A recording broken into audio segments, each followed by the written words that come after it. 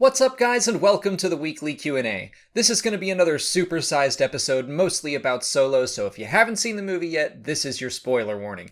Also, before getting started, I need to say a quick thank you to Jake Showman, who just became one of our Jedi Council members on Patreon. Jake, thank you so much. You have no idea what that support means to us. I can't tell you how much we appreciate it, so thank you. Joe Yanez asks if I think that the rough box office opening for Solo is going to in any way affect future standalone Star Wars movies, like, say, the Kenobi movie or the Boba Fett movie, which I should reiterate, neither of them are confirmed, but for the sake of this argument, let's say that they are. No, I don't think that anything that has been put into motion is going to be all of a sudden canceled by Disney. I think that would be a real knee-jerk reaction. I do think that they will reevaluate some of their strategic decisions. I think that it was not marketed very well, Solo, and even I was a little bit just not prepared to see Solo, even. I mean, I've been talking about The Last Jedi for 5 months, and now we're going in to see another movie. Like, even I was excited to see it, but I was still just... I didn't feel like I had enough time to properly get hyped up for it, you know? It was a weird feeling in the theater. I missed the December release, and I'm glad that Episode 9 is going back to that. I kind of hope that they stick with that, but yeah, I don't think that Disney's going to look at this as some crazy fluke. I'm sure they're going to take it to heart, but I also don't think that they're just going to cancel a bunch of projects that have been already announced or are very likely going to be announced soon. Speaking of that Boba Fett film, Rachel Mueller wants to know, if it turns out to be real, what era do I want it to take place in? I am seeing where people are coming from when they say that it should take place around Solo and that we could get kind of a crime trilogy out of that and 3 standalone movies that are somewhat connected. I think that would be a cool and interesting idea. But personally, my gut reaction was, oh, I hope it takes place after Return of the Jedi to A, get confirmation that Boba Fett survived, and B, that's just a less explored era. A lot of the new stories that we've seen so far have taken place in between episodes 3 and 5. So that feels very condensed to me. So I would like to see just something different explored, but honestly, I'm kind of on the fence about the Boba Fett film anyway. I have kind of the same reaction I did when they announced Solo, where I don't really know what it is. It's just Boba Fett movie, and I'm like, okay, I get that's not enough to make me super excited. James Mangold, I think, would be a great director. That excites me more than the concept of the film itself, but I need to hear more what it's about. Like, if it's a bounty hunting movie where all the bounty hunters are involved and they're all going after the same target and kind of competing, like, once we get into story specifics, I'm more like, yeah, that sounds good. But right now, when it's just like, Boba Fett movie, I'm like, okay, I just need to know more what it's about, and once we see what era it's set in and what the story is, then I'll start to be excited. Mookie Blaylock asks how Maul's appearance in Solo lines up with his appearance in Star Wars Rebels, because in one of my videos this past week or so, I mentioned that he should still have the Darksaber. And yes, that does line up. Solo takes place about 10 years before A New Hope, or 6 years before Season 1 of Star Wars Rebels. And we see Maul's lair on Dathomir, his base of operations, and we see that he still has the Darksaber in that episode. So yeah, I think that at this point in time, he has the Darksaber hidden away somewhere. Michael Ennis also has a timeline question based off the book Last Shot, which makes the timeline seem a little weird. And honestly, I think that it's just that the math in Last Shot is off. Most of the story takes place about 3 years after the events of Return of the Jedi, and then it jumps backwards 10 years, and then backwards 5 more years to tell Han and Lando's stories before and after the Falcon changed hands. So some of that math just doesn't work out. Basically, it says that Lando had the Falcon 8 years before A New Hope, and that's not true. So I think it's basically just something where it has to be pushed back 2 years, and those dates were meant to be more estimates, but we as nerds take them very literally. And I think that it would probably be like Lando's story takes place probably shortly before the events of Solo, and then Han's story probably takes place about 5 years later. Aiden Walsh wants to know, if Maul were to come back in a live-action film, should he be motion capture or just a guy in makeup? I would very much hope that they just go guy in makeup, because Ray Park was very willing to just sit down and do a little scene as a hologram. So I think he would love the chance to get back into Maul for real, put on the makeup, and fight like he used to, because I mean, that duel in the Phantom Menace is one of my favorites. I love seeing Maul fight like that. So yeah, I would hope that they would just go live action and dub over Ray Park's voice with Sam Witwer. I think that's the way to go, because Sam now is the voice of that character to me, but Ray Park is the live action face for the character. Heath Rezabeck asks if he did see a decraniated in Dryden Voss's yacht, and if so, could I go over them a little bit? Yes, you did see a decraniated there. Dryden Voss uses one as a servant, and if you don't know what those are, they were briefly seen in Rogue One as these kind of mindless slaves, and in the official guide we learned that Dr. Evazan would kidnap people, kind of cut their heads off right here, take away all of their thinking capacities and slap on some cyborg implants and just make slaves. And that's all they were kidnapped people turned into slaves. And I think they showed up in this movie to just show that Dryden Voss is not a good guy if he is using a slave like that. Zach Krim wants to know if I like that Han got a little street cred in the film by actually completing the Kessel Run like he said he did, or mostly like he said he did, and then even in A New Hope he continues to lie about it. Yes, I do like that he got to do that, and I like the way that they handled it with the whole rounding down thing. But even more so, I like that he's the only one that cares. And I think I've mentioned this already in other videos, but that he shows up on Savareen and he's like, just did the Kessel Run in 12 parsecs, and the guy just walks away. No one thinks it's important except for Han, and I kind of like that. To him, it's something to hang his hat on. To everyone else, they're like, I don't even know what you're talking about, and I don't care to know. Harrison Moeller asks if I think Kira will pop up in the main Star Wars comic that's set in between episodes 4 and 5, or if she's going to be more self-contained. I wouldn't be surprised to see her pop up in comics here and there, but probably nothing that takes place during or after the original trilogy. To me, I think that she is most likely going to die before that. I don't know that it would be wise to have Han's long-lost love running around while he's meeting Leia. They already did kind of the he has a wife thing with Sana Starros in the comics especially, so I don't think they can do that again. I do think that she will pop up outside of the movies, but I think she'll be more relegated to that era before A New Hope ever takes place. Andrew Beardsley wants to know if I think Kira was in fact into Han, if they actually loved each other, or if she was just using him to get off of Corellia when they were younger. I think that she was actually into him. I think they had feelings for each other, because when they got separated, she told him to run. She cared about him. She didn't say, like, come back and save me right now, because she was desperately trying to escape and didn't care about him. She told him to get away. So I do think that they cared about each other. I think she still cares about him in Solo, because she chooses to betray Dryden and kill him instead of killing Han. And yeah, she does leave him, because I guess that she feels that she's too far gone down this evil path that we don't have all the details on yet, but it keeps being alluded to. So yeah, I do think that she had feelings for him, and I think that she still did even at the end of the film. Luke Casey asks if it was a missed opportunity to not show Chewie's life debt to Han in the movie. I'm on the fence here. I was very much expecting to see that, just because that is such a major part of their history. It always has been. Not maybe to the people that only see the films, but to all of us that read the books and stuff. It's something we expected to see, so I was kind of surprised that it wasn't directly addressed. Now, that's not to say it couldn't be directly addressed in a future book or a sequel or a comic or something. Like, I figure we will get the full story eventually.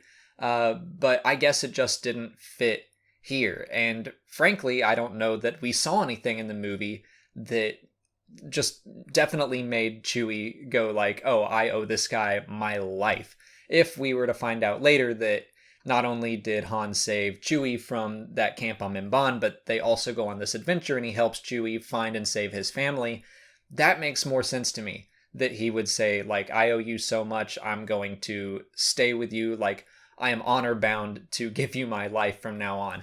That makes more sense, I think, so I'm okay that they didn't show it. I also am liking the idea that they were friends first, and they had that develop, like, not really out of necessity because Chewie wouldn't leave Han alone, which is what happens in Legends, but that they have like a more real friendship. So yeah, I still would have loved to see it in the movie, but I'm not hung up on the fact that they didn't show it.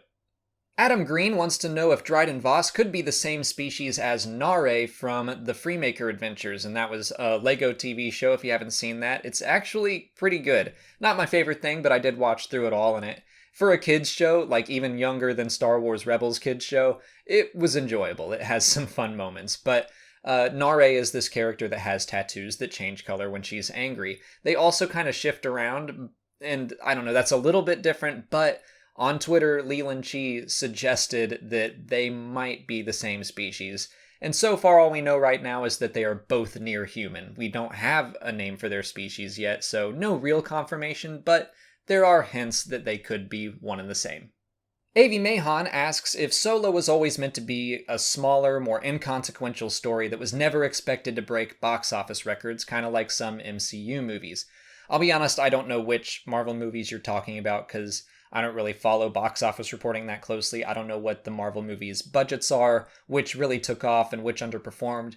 I would compare it to something like Ant-Man, something that I think had a smaller budget, still did well, and had a smaller general audience that even knew who the character was, but still went and saw it because it said Marvel. And that was my situation, pretty much why I saw it and really liked the movie. So Solo had a much smaller budget to start off with. I think it was meant to be a much smaller story set in the Star Wars universe.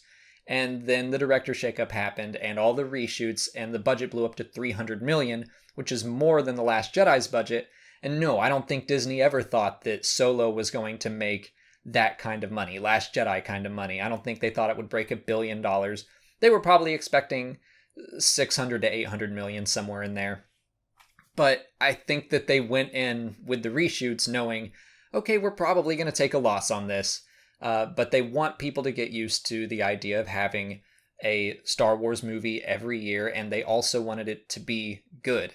And from most fan reactions that I've seen, people have been pretty happy with it. I was happy with it. I've even seen a lot of people that really didn't like The Last Jedi say that they quite enjoyed Solo. So I think that they were viewing that as more of an investment.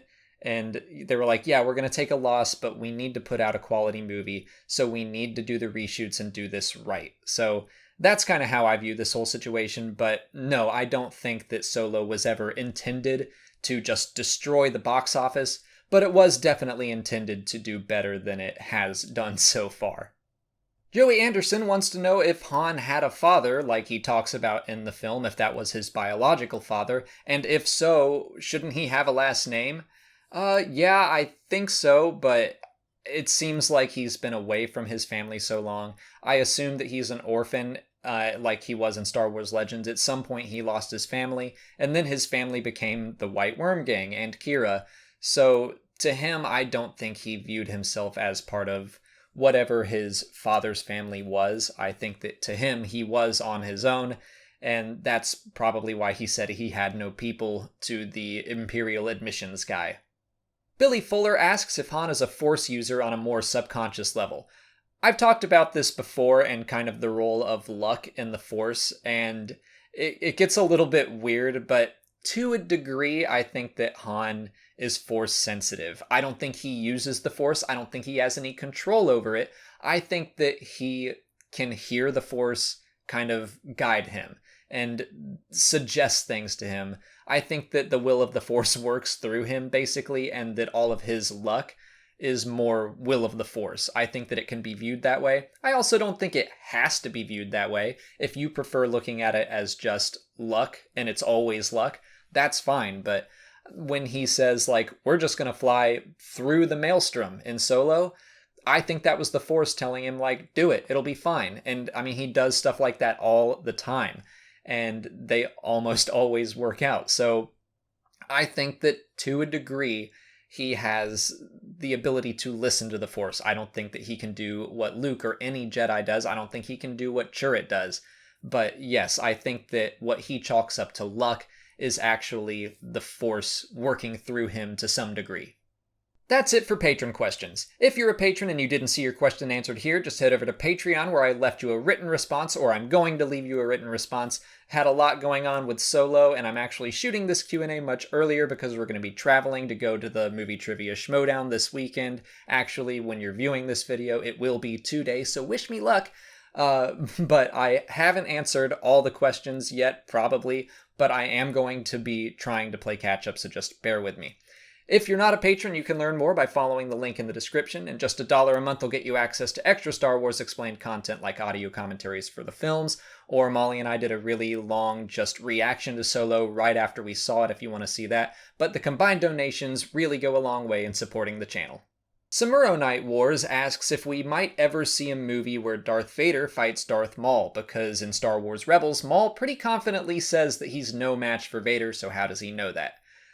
Potentially, I could see that. I think it would fit better in the comics, personally. That just seems like such a fan servicey idea that I don't know that they would do it in a movie. I don't know.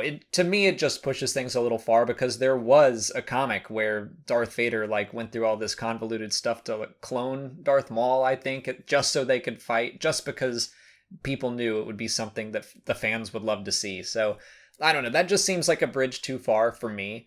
Not saying it'll never happen, but it's not necessarily something that I think should happen, at least in the movies. A comic, I could probably work a little better, but yeah, I mean, kind of the way Maul says it, he's no match for Vader. It's true. I don't think that Maul should walk away from any confrontation with Vader, and we know that he's alive in Star Wars Rebels, so I don't know. It just brings up some issues, I think. Zandy Boy wants to know why Val killed herself on the train tracks, because it seemed a little unnecessary. I'll admit that this took some figuring out for myself, but I think it's because they needed to separate the top car from the bottom car. So the Convex train runs on the top and the bottom at the same time. They decoupled the rest of the train, but they couldn't separate the top from the bottom, so they had to blow up the track so that it would just kind of come apart. That's how I think it worked. I don't think it was communicated very well, because I was confused by this. Why was she willing to sacrifice herself for the success of the mission? Because she would have died anyway if they didn't get the hyperfuel to Dryden Voss. I think this is all very flimsy, and honestly I was just bummed that they killed Tandy Newton so quickly, because I think she's a great actress and she felt wasted in this movie. But that is the best reasoning that I can find so far. Andrew Winsell asks who the Empire is fighting on Mimban. They're fighting the Mimbanese. Next question. I'm just kidding. The Mimbanese were the natives of Mimban, and they were fighting back against the Empire because they were invading to take their natural resources. This is all from the official guide, by the way, but their planet used to be covered in rainforests, which was true in Star Wars Legends, but then the Empire came along and wrecked everything and spread mud everywhere, and so the Mimbanese fought back, and that's who the Empire is fighting. Sapphire Kingdom wants to know if we'll ever find out how Maul got stuck on Malachor. I expect that we will. I don't know that it'll be straight up told to us in a book or a comic or a movie, but I do think that, especially now that he is back in live action, that they're not done with his story. I think we're going to learn more about him, and then in the next 6 to 8 years, yeah, he's going to travel to Malachor and he's going to get stuck there. He'll probably build up Crimson Empire to be something significant again, and then the Empire will take it all away from him again, and then he'll just be fed up with that, and he'll try to go to Malachor to find a way to destroy Palpatine. That's my guess. But yeah, I do think that we'll get an answer to that at some point. DJ Rots asks what the squid-like creature in the Kessel Run was, and if it's at all related to Abeloth. Well, first, it's actually called a Summa Verminoth, and that's coming from the official guide again. I'll tell you, I don't think it's related to Abeloth, because I suggested that it could have inspired legends of an immensely powerful being kept at bay by the Maw in my Easter eggs video, and Matt Martin from the story group kind of ribbed me for it and said that was a little bit too far. So no, I don't think that it is related to Abeloth, but I still kind of like that idea of referencing Abeloth without calling her by name or making her canon, because I always kind of felt that she was too much in Star Wars Legends, and that by that point the power creep for both the Jedi and their enemies had just gotten so big that I don't really want Abeloth to come back. But anytime that even little hints are dropped referencing Legends material, it still makes me smile, so it was an idea that I liked. Ulrich Reisenbauer wants to know if Dryden Voss could have been a member of Death Watch, considering his affiliation with Darth Maul, and he has red and black Mandalorian armor. I think it's possible, but I'm gonna go with not likely. I think that the armor was just meant to show him as a collector. The official guide actually says it is Old Republic armor. Knowing that he has all this other stuff in his collection, I think he just thought it would be something fun to have. So I'm leaning more towards him just being a collector and not a part of Death Watch ever. I also just don't think he's Mandalorian because he is a near human but not human, and it seems like most Mandalorians are just humans. So I don't know for sure, but I'm leaning towards no. Swooshbear742 asks what that last planet we see in Solo is, where they're playing that game of Sabacc, Han, and Lando, and Han wins the Falcon.